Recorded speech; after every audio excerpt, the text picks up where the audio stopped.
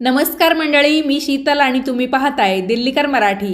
या व्हिडिओत आपण 2025 या वर्षाचं मेष राशीचं वार्षिक राशी भविष्य पाहणार आहोत। तेव्हा हा व्हिडिओ पूर्ण पहा आणि कमेंट्समध्ये तुमची रास कोणती आहे हे लिहायला विसरू नका।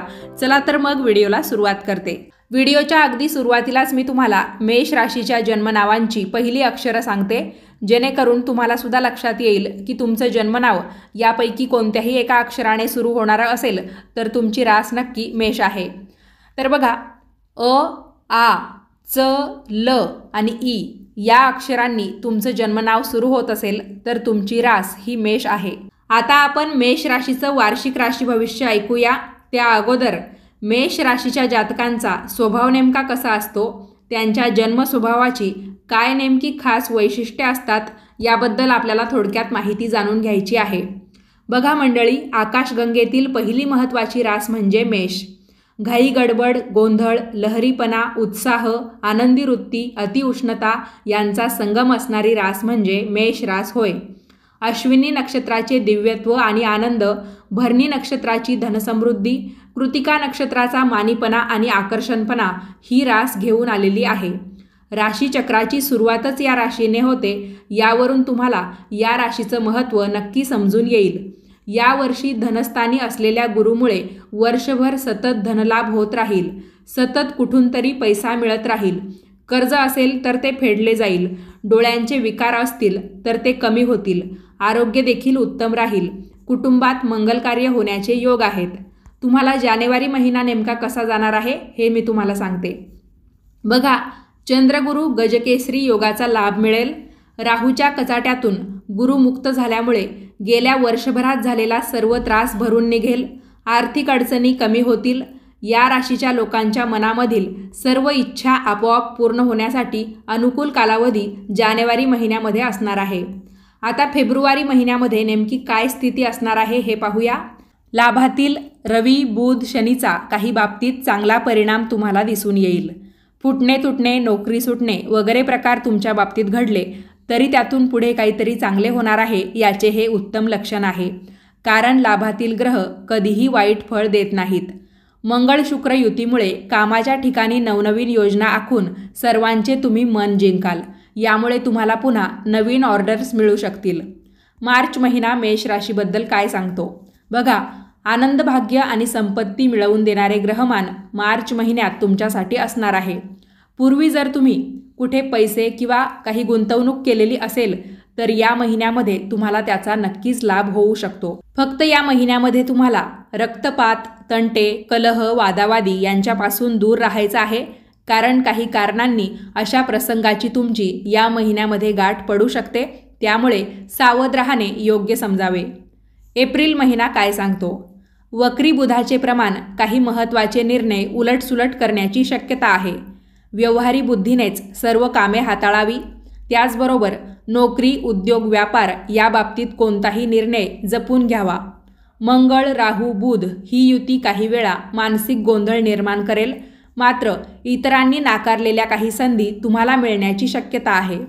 मे महिना काय सांगतो, रवी, गुरु, शुक्राचे सहकार्य आर्थिक बाबतीत उत्तम राहील। चंद्र, बुध, हर्षल योगावर तडकाफडकी काही महत्त्वाचे निर्णय घ्याल, त्याचा तुमच्या पुढील योजनांवर चांगला परिणाम होईल। लाभात शनीमुळे एखादे कायमस्वरूपी काम पूर्ण होईल। सरकारी कामाशी संबंध असेल तर तुम्हाला जपून वागावं लागेल। रवी दूषित आहे, त्याचबरोबर घराण्यातील कुलाचार वगैरे चुकले असतील तर त्याचा त्रास तुम्हाला होऊ शकतो, त्यामुळे मे महिन्यामध्ये तुम्ही तुमच्या कुलस्वामींची ओटी भरू शकतात, त्याचबरोबर तुमच्या कुळदेवाच्या दर्शनाला देखील जाऊ शकता। खंडोबा महाराज जर तुमचे कुलस्वामी असतील तर तुम्ही त्यांची तळी मे महिन्यामध्ये अवश्य भरा। त्यानंतर जून महिना काय सांगतो, चंद्रमंगळाचा लक्ष्मी योग सुरू आहे, आर्थिक परिस्थिती सुधारून जाईल, नवनवीन कामे तुम्हाला मिळतील।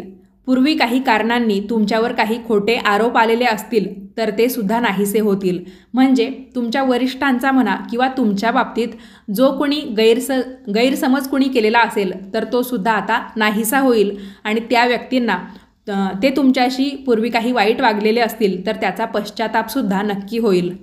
नोकरी व्यवसायासाठी तुम्ही जर प्रयत्न करत असाल तर त्यामध्ये तुम्हाला यश मिळेल। कौटुंबिक जीवनातील वातावरण अतिशय समाधानकारक राहील। गुरु हर्षलच्या शुभयोगावर अचानक मोठ्या धनलाभाची तुम्हाला शक्यता आहे आणि त्याची सुरुवात या जून महिन्यापासूनच होईल। जुलै महिना तुमच्या बाबतीत काय सांगतो? बघा, मित्र किंवा ओळखीच्या लोकांकडून काहीतरी घोटाळा होईल। आर्थिक बाबतीत हा महिना उत्तम आहे, पण सुरुवातीची जी काही ओळ मी तुम्हाला सांगितली की मित्र किंवा ओळखीच्याच लोकांकडून तुम्ही काहीतरी घोटाळ्यामध्ये फसू शकतात, त्यामुळे तुम्हाला जुलै महिन्यामध्ये अतिशय सावधगिरीने कोणतंही काम करायचं आहे। कौटुंबिक जीवनामध्ये बऱ्याच महत्त्वाच्या शुभ उलाढाली घडतील। त्याचबरोबर कोणतेही आर्थिक व्यवहार तुमच्या बाबतीत अतिशय यशस्वी होतील। या महिन्यात जुन्या वस्तूंची खरेदी शक्यतो करू नका। नक्कीच कुठेतरी काहीतरी गडबड होईल किंवा तुमची फसवणूक होऊ शकते, त्यामुळे तुम्हाला अतिशय सावधगिरी बाळगण्याचा हा जुलै महिना असणार आहे। यानंतर पुढचा महिना आहे ऑगस्ट महिना, आणि ऑगस्ट महिना मेष राशीबद्दल काय सांगतो? बघा, शुक्र केतू युती काही चांगली नाही। कोणत्याही मोहामध्ये अडकणार नाही याची काळजी घ्या। प्रेम प्रकरण वगैरे असेल तर जपावं लागेल। सरकारी कामामध्ये तुम्हाला उत्तम यश मिळू शकतं। मुलांच्या बाबतीत अतिशय भाग्योदयाचा हा काळ असणार आहे। रवी गुरुचा शुभयोग प्रलंबित कामकाजांना गती देईल। बुधाचे भ्रमण असल्यामुळे महत्त्वाची कागदपत्र तुम्हाला जपून ठेवायची आहे, असं तुम्हाला हे बुधाचं भ्रमण सुचवत आहे। आणि आषाढी अमावस्येला दीपपूजन केलं तर नोकरीविषयक समस्या सुटतील आणि त्या दूरसुद्धा होतील। बघा, ज्या महिन्यात ही आषाढ अमावस्या असेल, ज्या इंग्रजी महिन्यामध्ये आपण दीपपूजन करतो आषाढी अमावस्येला, तर तुम्ही दीपपूजन आवर्जून करायचं आहे। त्यामुळे जी काही नोकरीची समस्या असेल ती दूर जाईल अशी शक्यता या राशी भविष्यामध्ये तुम्हाला सुचवलेली आहे। यानंतर सप्टेंबर महिना तुमच्यासाठी काय सांगतो? गणेश चतुर्थी दरम्यान अतिशय उत्साहाला आवर घाला। कोणतेही महत्त्वाचे निर्णय तुम्ही जपूनच घ्या। उच्च शुक्राचे भ्रमण विवाहाच्या बाबतीत अतिशय अनुकूल आहे। अपेक्षेपेक्षाही चांगलं स्थळ तुम्हाला मिळेल। पितृपक्षात पूर्वजांचे काही दोष जाणवण्याची दाट शक्यता आहे, त्यामुळे तुम्हाला पितृसूक्त हे वाचायचं आहे। आणि पितृसूक्त जर तुम्ही वाचलं तर तुमच्या बऱ्याच अडचणी कमी होतील आणि तुम्हाला तुमच्या कामांमध्ये किंवा ज्या काही गोष्टी तुम्हाला करायच्या आहे त्यामध्ये नक्कीच यश मिळेल। त्यामध्ये तुमचा पितृदोष असेल तो अजिबात आडवा येणार नाही, पण पितृसूक्त हे तुम्हाला वाचायचंच आहे। यानंतर ऑक्टोबर महिना तुमच्या बाबतीत काय सांगतो? आर्थिक लाभाच्या दृष्टीने अतिशय अनुकूल असणारा काळ आहे। अनेक महत्त्वाच्या कामांमध्ये तुम्हाला यश मिळेल। कोणतेही आर्थिक व्यवहार यशस्वी होतील, पण तुमचे नियोजन मात्र त्यासाठी चांगले हवे। काही बाबतीत व्यवहारी आणि स्पष्ट राहिल्यास पुढे होणाऱ्या काही अप्रिय घटना टळतील। रवीचा प्रकोप टाळण्यासाठी सूर्याची आराधना तुम्हाला करायची आहे। दिवाळीच्या दरम्यान अतिशय महत्त्वाच्या घटना तुमच्या आयुष्यामध्ये घडणार आहेत। यानंतर नोव्हेंबर महिना तुमच्या बाबतीत काय सांगतो? बघा, या महिन्यामध्ये तुम्हाला वाहन अतिशय जपून चालवायचं आहे। कुणाच्याही वादविवादात अजिबात पडायचं नाही। कोर्टाची प्रकरणं असतील तर ती अतिशय जपून हाताळायची आहेत। रक्तदोष निर्माण होतील असा आहार तुम्हाला टाळायचा आहे। म्हणजेच काय, नोव्हेंबर महिन्यामध्ये तुम्हाला तुमच्या आहाराकडे विशेष लक्ष द्यायचं आहे। बाहेरचे अन्नपदार्थ तुम्हाला खाणं कमी करायचं आहे। थोडी सावधानता बाळगल्यास हा महिना विशेष अनिष्ट नाही। विवाहाच्या दृष्टीने या महिन्यात अतिशय अनुकूल काळ आहे। जागेचे व्यवहार यशस्वी होतील। या वर्षीचे कार्तिक स्वामींचे दर्शन तुमच्या सर्व तऱ्हेच्या समस्या दूर करतील। तसेच व्यक्तिमत्वाचा फायदा तुम्हाला या महिन्यात होणार आहे। यानंतर डिसेंबर महिना तुमच्यासाठी काय घेऊन आलेला आहे? बघा, या महिन्यामध्ये चंद्राची स्थिती आणि त्याचे अनुभव तुम्हाला पुढील प्रमाणे येतील। जसं की डिसेंबर महिन्यामध्ये 6, 7, 8 या तारखांना तुमचा थोडासा मानसिक संभ्रम राहील। 12, 13 डिसेंबर रोजी प्रेम आणि मनोरंजन यासाठी तुम्ही खर्च कराल। 16, 17 डिसेंबर रोजी थोडं आजारपण तुम्हाला वाटू शकतं, त्यासाठी काळजी घ्या। त्याचबरोबर चिंता, भय, भांडणतंटे, कलह यापासून तुम्हाला दूर राहायचं आहे। आणि 18, 19, 20 डिसेंबर कुणाचीही दुःख किंवा संकट सोडवण्याच्या अजिबात तुम्हाला भानगडीत पडायचं नाहीये। डिसेंबर 2025 या वर्षातल्या मी तुम्हाला ज्या ज्या तारखा आत्ता सांगितल्या आणि त्या दिवशी घडणाऱ्या संभाव्य घटना ज्या काही सांगितल्या त्या बाबतीत तुम्हाला थोडीशी सावधानता बाळगायची आहे, जेणेकरून काही अनिष्ट तुमच्या बाबतीत घडणार नाही। आता मेष राशीबद्दल अजून काही महत्त्वाच्या आणि विशेष गोष्टी आपण जाणून घेऊया। बघा, कोणत्याही महत्त्वाच्या कामाची सुरुवात मेष राशीतील अश्विनी नक्षत्र रविवारी असताना तुम्ही जर केलं तर त्यामध्ये तुम्हाला चांगले यश मिळू शकते। वैभव, लक्ष्मी, वैद्यकशास्त्र, ऑटोमोबाईल क्षेत्र तसेच वाहन चालवण्यामध्ये तुम्हा लोकांचा हात कुणीही धरू शकणार नाही। त्याचबरोबर कोणत्याही कामाचे प्लॅनिंग करावे तर ते मेष राशीच्या व्यक्तींनीच, पण सर्व काही तुमच्यामध्ये गुण असूनसुद्धा केवळ चंचलपणामुळे तुम्ही बऱ्याच वेळा मागे पडतात। आता बघा, यावर्षी तुमची स्वतःची इस्टेट वगैरे होऊ शकेल। तुम्ही राजकारणात असाल तर तुम्हाला उच्च पद मिळू शकेल। दीर्घस्वरूपी अनेक महत्त्वाची कामे होतील। राहूचे भ्रमण मात्र अचानक काही ठिकाणी विचित्र प्रसंग निर्माण करण्याची दाट शक्यता असल्यामुळे आपल्याला प्रत्येक ठिकाणी प्रत्येक काम करताना सावधगिरीही बाळगायची आहे। आपली फसवणूक जेणेकरून होणार नाही याची काळजी आपल्याला घ्यायची आहे। बघा, प्रत्येकच कामात आपल्याला यश मिळेल असे काही नाही, पण कष्ट करण्याची किंवा काम करण्याची जिद्द आपल्या मेष राशीच्या जातकांमध्ये असेल तर नक्कीच कोणतंही काम तुमच्यासाठी अशक्य नाही किंवा कठीण नाही। जरी भविष्यामध्ये काही गोष्टी आपल्या बाबतीत उलटसुलट सांगितलेल्या असतील, राशी भविष्यामध्ये आपल्याला त्या ऐकायला मिळालेल्या असतील, पण आपण आपलं काम प्रामाणिकपणे केलं, जिद्दीने केलं तर यश नक्कीच आपल्या पायाशी लोळवून घेईल, यामध्ये मात्र काहीच शंका नाही। बघा, तुमच्यापैकी काही जणांना यावर्षी परदेश प्रवासाचे सुद्धा योग आहेत। म्हणजे असं मिश्र तुमचं हे वर्ष असणार आहे। काही बाबतीत थोडं उलटसुलट तर काही बाबतीत अतिशय चांगलं, आणि फसवणूक होण्याची शक्यतासुद्धा सांगितलेली असल्यामुळे तुम्हाला सावधगिरी बाळगायची आहे।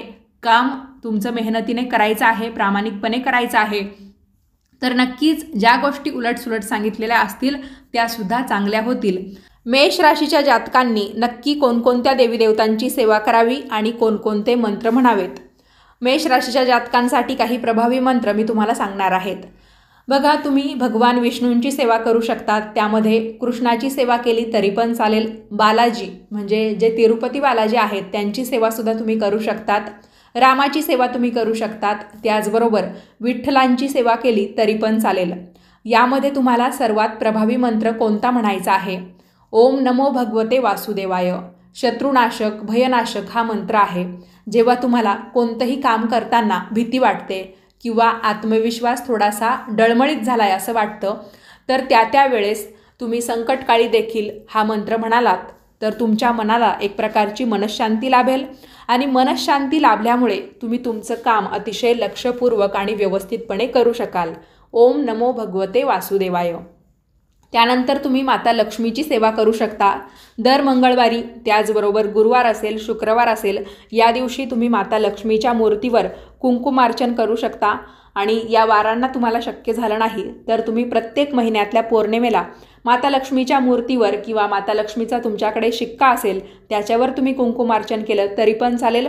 ओम ह्रीम श्री महालक्ष्मी देवे नमः किंवा ओम श्री महालक्ष्मी देवे नमः हा मंत्र तुम्ही म्हणू शकता। आणि सगळ्यात महत्त्वाचं म्हणजे मेष रास ही अग्नितत्वाची रास आहे। भगवान हनुमंत किंवा मारुतीराया हे तुमचे आद्य देवता आहेत तुमच्या राशीचे, तर तुम्ही मारुतीरायांची देखील सेवा करायची आहे। शनिवारी तुम्ही किंवा मंगळवारी तुम्ही मारुतीरायांचं जे काही असतं हनुमान चालिसा याचं पठण करायचं आहे।